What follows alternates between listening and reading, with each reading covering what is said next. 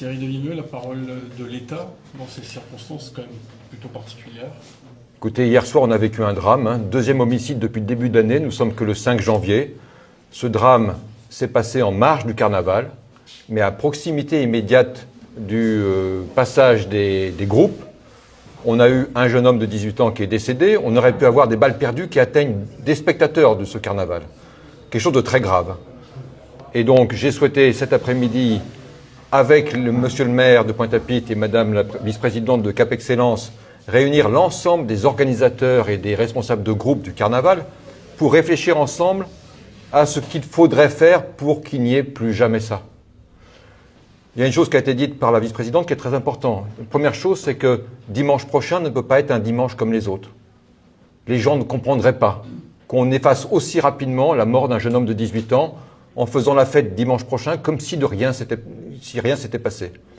Et puis la deuxième chose qu'on a débattue longuement, et qui est des idées qui sont venues de la part des membres des organisations du carnaval, c'est qu'il y avait un problème de lumière. Que, effectivement, quand il fait nuit, la sécurité est plus compliquée à gérer. Alors, est-ce que ça veut dire qu'il faut modifier les heures du carnaval? Est-ce que ça veut dire qu'il faut modifier l'éclairage? Est-ce que ça veut dire, je ne sais pas, mais il y a un problème de sécurité qui est lié à la luminosité. Deuxième sujet qui a été abordé par les organisateurs, c'est qu'il y a peut-être une question de périmètre.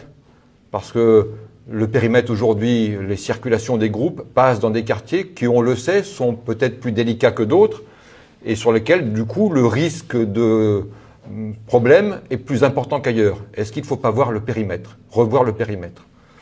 On a débattu de ça pendant 2h30 et moi, j'ai beaucoup insisté pour qu'au-delà d'une réflexion sur comment modifier le carnaval pour qu'il soit plus sécurisé, et encore une fois, ce n'est pas les groupes qui sont en question, mais c'est la violence qui s'est développée autour du carnaval, comment pouvoir exprimer la solidarité dimanche prochain, solidarité auprès de la famille de ce jeune qui est mort, et comment le carnaval peut dire haut et fort, on ne veut pas de violence. Le carnaval n'est pas un moment de violence, mais un moment de fête. J'ai fait une proposition qui a été longuement débattue, qui visiblement posait des grosses difficultés aux organisateurs.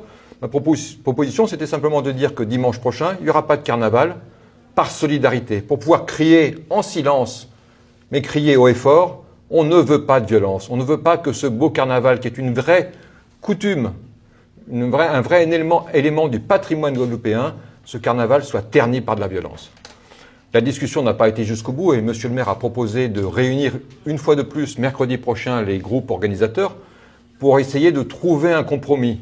Et je verrai après cette réunion avec monsieur le maire comment on peut organiser, et je ne sais pas de quelle manière, la réponse dimanche prochain. Mais ce que je retiens, moi, c'est que dimanche prochain, on ne pourra pas dire ou faire comme si de rien n'était.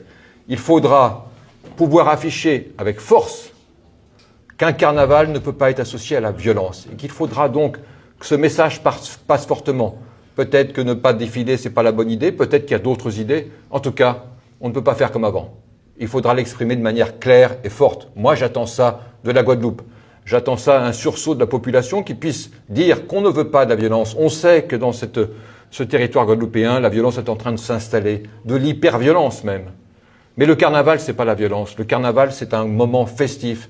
C'est un moment où les familles peuvent se retrouver, où l'ensemble de la population peut se mettre en communion avec les groupes pour partager ces moments de fête. Ça ne doit en aucun cas être la violence.